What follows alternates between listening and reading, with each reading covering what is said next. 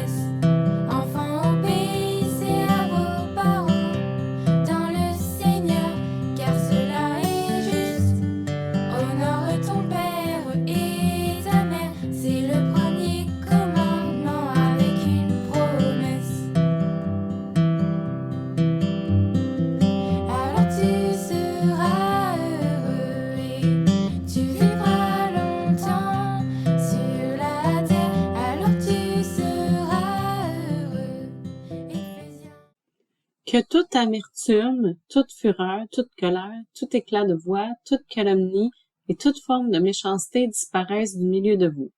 Soyez bons et pleins de compassion les uns envers les autres. Que l'immoralité sexuelle, l'impureté sous toutes ses formes, ne soit même pas mentionnée parmi vous.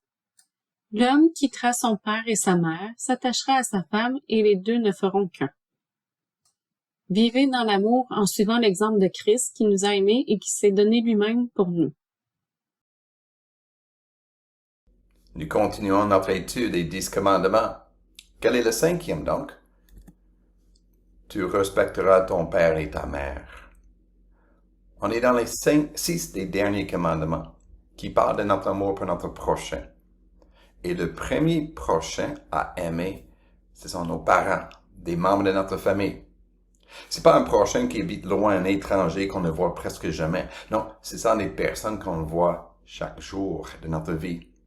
Puis il faut dire que les membres de notre famille, ils sont parfois les plus faciles à aimer et d'autres moments les plus difficiles. Mais voici une preuve que nous avons reçu l'amour de Dieu notre Père quand nous aimons les membres de notre famille.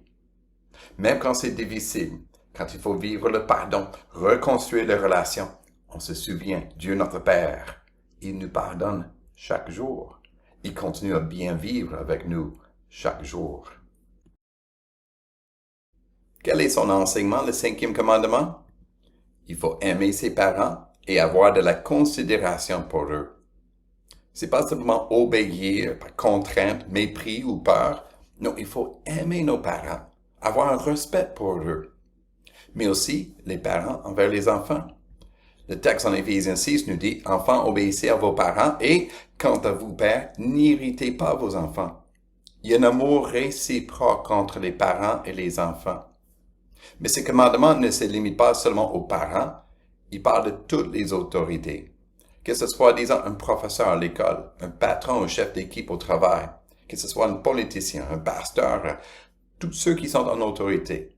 Il faut avoir de l'amour et respect pour eux. Quel défi, parce que nous vivons dans une culture où on aime critiquer, même mépriser les autorités. Dieu nous appelle à les aimer, à les respecter. Et il nous donne cette belle promesse, afin que tu sois heureux et que tu vives longtemps sur la terre. Quelle belle promesse pour notre famille, notre école, notre travail. pour notre Église, pour notre pays. Quel est le 6e commandement? Tu ne commettras pas de meurtre. Pas de meurtre. Mais évidemment, on est contre le meurtre. Toute l'humanité est contre les meurtres. La vie, c'est une valeur humaine. Vraiment? Quoi dire de l'avortement? Mettre fin à une grossesse. L'euthanasie, mourir dans la dignité. Autrefois, on appelait ça un meurtre. Mais les valeurs ont changé à cause des experts, à cause des politiciens, à cause de la pression de la société. Il nous faut revenir à ce que Jésus demande. Ce que Jésus dit est bon et mauvais. Quel est l'enseignement du 6e commandement? Il faut respecter la vie et se garder de la colère. Il faut respecter la vie. On ne veut pas cette culture de mort, l'avortement, l'euthanasie. On veut une culture de vie, où on va respecter la vie. On va prendre soin de la vie que Dieu nous donne. On veut avoir une culture où on va mettre des pansements sur les blessures. On va passer du temps avec une personne qui est malade pour le réconforter. On veut, au fond, être des bons samaritains. De plus, il faut se garder de la colère. La colère, c'est l'esprit qui est au fond de tout geste de colère, de tout geste violent. Il faut se garder de la colère et plutôt avoir un esprit d'amour, de compassion, de patience, de maîtrise de soi. Ou, comme nous le lisons dans ce texte en Éphésiens chapitre 4, que toute amertume, toute fureur, toute colère, tout éclat de voix, toute calomnie, toute forme de méchanceté disparaissent du milieu de vous parmi les chrétiens. Soyez bons et pleins de compassion les uns envers les autres. Voilà le respect de la vie que Dieu a donnée. On arrive au 7e commandement. Tu ne commettras pas d'adultère. L'adultère, la fornication, l'homosexualité, bisexualité, la pornographie, toute immoralité sexuelle, c'est interdit. Autrefois, on appelait ça le vivre dans le péché. De nos jours, les gens rient. Oh, on vit dans le péché. Ha! On veut, depuis les années 60, avoir la liberté sexuelle, la liberté de toute expérimentation, toute performance, tout plaisir, pourvu qu'il y ait un consentement de chaque personne.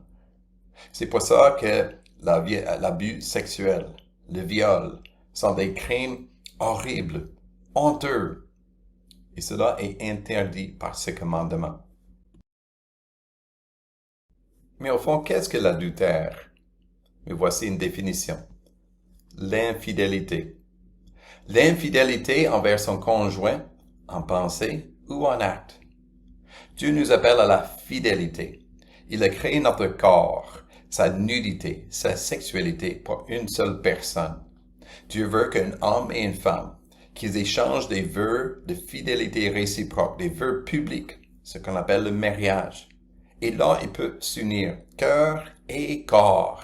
Ils peuvent s'unir dans une fidélité réciproque, dans un amour, compassion, respect réciproque et dans le plaisir de leur sexualité. Il faut se garder pour cette personne avant le mariage et pendant le mariage. Il faut aussi garder nos pensées. Pas de désir, fantaisie concernant une autre personne. Ou, comme nous le lisons dans ce texte en Éphésiens, que toute forme que toute immoralité sexuelle, l'impurité sous toutes ses formes, ne soit même pas mentionnée parmi vous. Dieu veut une fidélité pure. Wow! Ce qu'on dit par rapport à l'adultère, c'est très différent par rapport à la société. Quelle liberté sexuelle qu'on a! Quel plaisir, on dit! Pourquoi on ne suit pas cette tendance? Pourvu qu'il y ait un consentement. Mais justement, avons-nous consenti? Avons-nous accepté d'être exposés à autant de nudité et de sexualité, que ce soit dans les publicités, dans les films ou sur les réseaux sociaux? Non, c'est imposé. De plus, il faut le consentement d'un autre, de Dieu lui-même. Le consentement de la façon que Dieu nous a créés. Pourquoi Dieu interdit l'adultère? Parce que Dieu veut que le mariage soit respecté. Respecté dans la manière que lui l'a créé. Nous le lisons dans ce texte encore en Éphésiens, chapitre 5. C'est pourquoi l'homme quittera son père et sa mère, s'attachera à sa femme, et les deux ne feront qu'un. Ils vont devenir une seule chair, dans la fidélité réciproque, dans un plaisir mutuel. Il faut respecter la manière que Dieu nous a créés. Disons, les 10 commandements, c'est comme un manuel d'emploi, la manière d'utiliser notre corps. Si je fais un dessin avec un stylo. J'aime beaucoup le dessin, je veux l'afficher, je veux l'accrocher au mur. Si je prends le stylo pour faire un trou et accrocher le portrait, je vais briser le stylo. C'est pas fait pour ça. Je devrais prendre un clou ou une vis. Notre corps n'est pas fait pour une nudité et une sexualité libre comme on pense. C'est fait pour un homme et une femme dans une fidélité réciproque. Alors, quelle est l'attitude chrétienne face à l'immoralité sexuelle? Il faut s'en tenir éloigné, car Dieu déteste l'immoralité. L'immoralité ne commence pas avec le corps et les actions. Ça commence avec notre attitude, nos pensées, nos désirs. Alors, il faut garder notre cœur fixé sur la fidélité, la pureté de Dieu. Alors, on se garde loin des endroits ou des actions, des activités qui peuvent nous amener dans la tentation. Que ce soit un bar de danseuses nues, que ce soit des images de la sexualité dans les films contraires au plan de Dieu. Il faut fermer nos yeux. Il faut plutôt ouvrir nos yeux pour regarder non pas le corps comme un objet à désirer.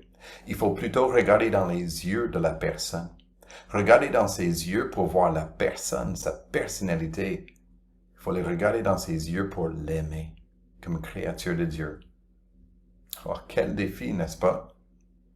Dieu déteste l'immoralité, mais il va nous aussi donner la sagesse, la force et l'amour pour tenir bon, pour aimer notre prochain comme une personne créée à l'image de Dieu. Quel est le 5e commandement? Tu respecteras ton père et ta mère. Quel est son enseignement? Il faut aimer ses parents et avoir de la considération pour eux. Quel est le 6e commandement? Tu ne commettras pas de meurtre. Quel est son enseignement? Il faut respecter la vie humaine et se garder de la colère. Quel est le 7e commandement? Tu ne commettras pas d'adultère. Qu'est-ce que l'adultère? L'infidélité envers son conjoint en pensée ou en acte. Pourquoi? Parce que Dieu veut que le mariage soit respecté. Quelle est l'attitude chrétienne face à l'impureté? Il faut s'en tenir éloigné, car Dieu déteste l'immoralité. Dieu, notre Père, nous appelle à aimer notre prochain. Il nous appelle à aimer nos parents et tous les membres de notre famille, toutes les autorités. Il nous appelle à aimer notre prochain et respecter sa vie, prendre soin de sa vie, soigner ceux qui sont malades, avoir de la compassion. Il nous appelle à aimer notre prochain et son corps, sa nudité, sa sexualité, à respecter le mariage tel que Dieu le veut. Puis en regardant tout ça, on peut dire, je peux pas tout faire ça. Pourquoi moi? Je peux pas. J'ai souvent cité l'Épître aux Éphésiens dans cet enseignement. En plein milieu de ces textes, nous lisons ce beau passage. Vivez dans l'amour, en suivant l'exemple de Christ, qui nous a aimés et qui s'est donné lui-même pour nous. Nous aimons notre prochain, parce que le Christ nous a aimés le premier. Rien ne pourra jamais nous séparer de l'amour donné. Rien ne pourra jamais nous priver de la liberté. Ni le malheur, ni l'inquiétude, ni toute la souffrance qui nous vient d'ailleurs. Aucune faim, aucune misère, ni les dangers que redoutent les veilleurs. Rien ne pourra jamais nous séparer de l'amour donné. Rien ne pourra jamais nous priver de la liberté. aucune mort, aucune vie, ni la nuée des anges et des esprits, aucun pouvoir, aucun combat, aucune force d'en haut ou d'en bas, rien ne pourra jamais nous séparer de l'amour donné. Non, rien ne pourra jamais nous priver de la liberté.